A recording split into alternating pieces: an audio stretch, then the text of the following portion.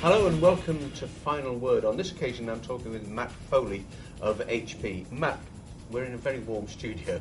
It's the hottest day in London for a very long time and the lights are on us, but we'll get through this. We've just been on the SDN and NFV panel talking about the technology and the markets and so on. We've had representatives of service providers, operators with us as well.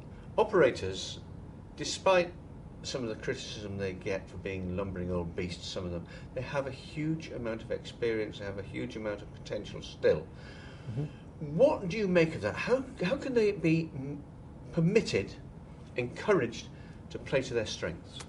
I think that's absolutely the point that we want to bring forward, is that the SDN and the NFV trends are really about enabling the operators to use their proximity advantages, their latency advantages, and in some cases even the regulatory advantages in order to play to the strengths that they have and leverage the asset of this physical plant that exists. It is for them an incredible opportunity to, I think, raise their profile and raise their abilities to serve their customers well by really remaking their network such that they can actually use the capabilities that are there and that are on the ground. What about in terms of making money? In terms of making money, you can imagine that they could sell services that are more dependent on proximity or more dependent on latency. They could also partner with some of the content providers. One of the analogies you could use is even a green analogy, whereas the large data centers are sort of the broadcasters of this world, whereas the operators are almost the cable providers. It's actually more efficient and you get better quality of service if you spread out the distribution or spread out the content than you would if you had it all contained in one central area and then tried to pipe that out over a long distance.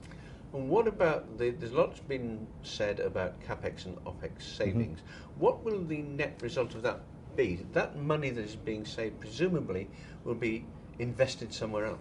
The money will be saved. The money essentially, it's really more of an operational cost, I would say, than capital. But from an operational perspective, the money that's saved can simply be reinvested back into more capacity. There are huge laundry lists of activities that simply never get done because they get chewed up by the operational budget. Coming from the IT space, what we saw is when we started building more and more and more efficient systems, our customers didn't leave their data centers empty. They simply filled them up again and they just made them more efficient.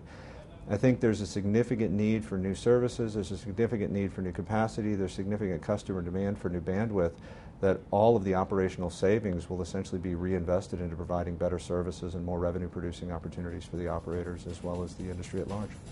Interesting. Matt Foley, thank you. Thank you.